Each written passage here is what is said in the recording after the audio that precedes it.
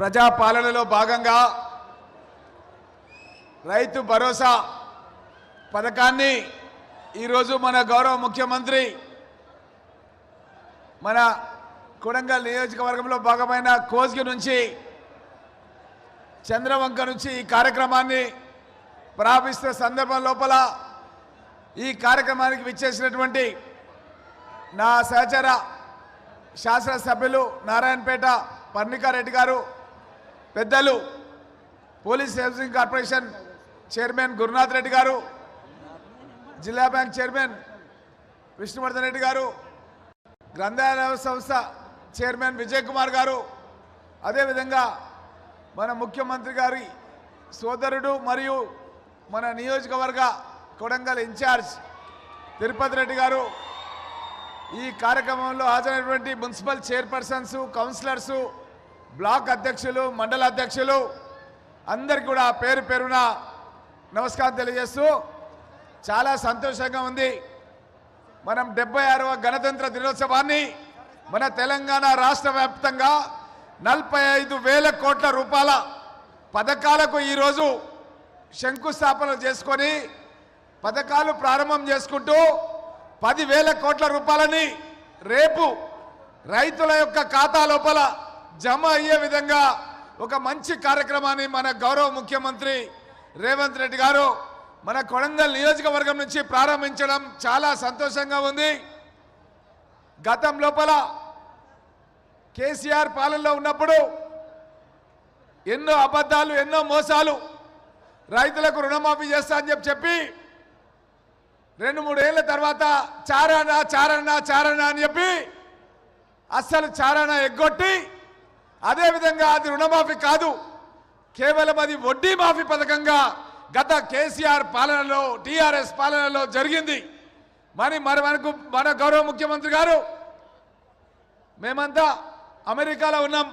August 15వ తారీఖు ఉదయం హైదరాబాద్లో ల్యాండ్ అయినాం. ల్యాండ్ కాగానే ప్రతి నియోజకవర్గంలో కూడా ఒక్కొక్క నియోజకవర్గానికి 150 కోట్ల నుంచి 300 కోట్ల రూపాయల వరకు కూడా రుణమాఫీ గౌరవ ముఖ్యమంత్రి రేవంత్ రెడ్డి గారు చేయడం జరిగింది. ఇప్పుడే నేను నా పరిగి నియోజకవర్గంలో రైతు భరోసా కార్యక్రమం రైతులకు 100 కోట్ల రూపాయలు రైతుల ఖాతాలో పడేదానికి వాళ్ళందరూ కూడా మేము శాంక్షన్ ఆర్డర్స్ అన్ని కూడా ఇచ్చి ప్రతి మండలంలో కూడా ఒక గ్రామాన్ని, ఆదర్శ గ్రామాన్ని ఎంపిక చేసి ఒక్కొక్క నియోజకవర్గానికి సుమారు 100 కోట్ల రూపాయలు ఈ యొక్క రైతు భరోసా పథకం కింద ఇవ్వడం జరుగుతుంది. ప్రతి రైతుకు ఎకరానికి 12,000 రూపాయలు ఇవ్వడం జరుగుతుంది. ఈ 6 నెలల గురించి 6,000 రూపాయలు రేపు ఖాతాలో జమ అవుతున్నాయి. ఇదే కాకుండా భూమి లేని నిరుపేదల గురించి కూడా ఎవరైతే ఉపాధి హామీ పథకంలో కనీసం 20 రోజులు పనిచేస్తారో వాళ్ళందరికీ కూడా 12,000 రూపాయలు సంవత్సరానికి ఇచ్చే విధంగా రేపు 6,000 రూపాయలు వాళ్ళ ఖాతాలో పడుతున్నాయి. ఇదే కాకుండా రేషన్ కార్డు లేని వాళ్ళందరూ కూడా గత ప్రభుత్వంలో రేషన్ కార్డులు ఇవ్వలేదు.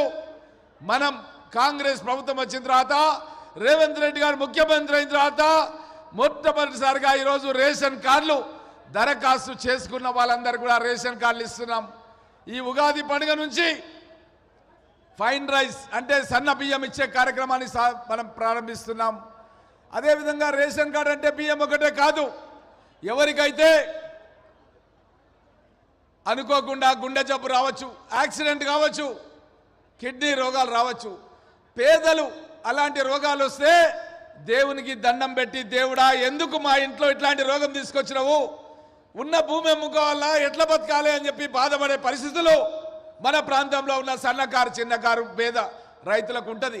కానీ మన గౌరవ ముఖ్యమంత్రి గారు రాజీవ్ గాంధీ ఆరోగ్యశ్రీ అనే పథకాన్ని తీసుకొచ్చి పేద వాళ్ళందరూ కూడా ఒక రాజీవ్ గాంధీ బొమ్మ ఉన్నటువంటి ఆరోగ్యశ్రీ కార్డులు ఇచ్చి మీరు ఏ హాస్పిటల్ అయినా వైద్యం చేసుకోండి, కోటేశ్వర వైద్యం చేసుకునే హాస్పిటల్ కావచ్చు, గాంధీ ఉస్మానియా నిమ్స్ హాస్పిటల్ కావచ్చు, ఆ కార్డు చూపిస్తే చాలు మనకు 10 లక్షల రూపాయల వరకు ఉచితంగా వైద్యం జరిగే విధంగా గౌరవ ముఖ్యమంత్రి గారు ఆదేశాలు ఇవ్వడం జరిగింది.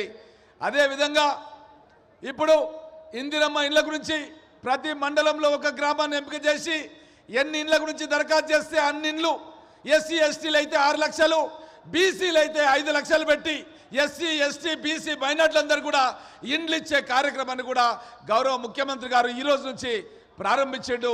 గతంలోనే మహిళలందరూ కూడా ఆర్టీసీ బస్సులో ఉచిత ప్రయాణం కల్పించడం జరిగింది.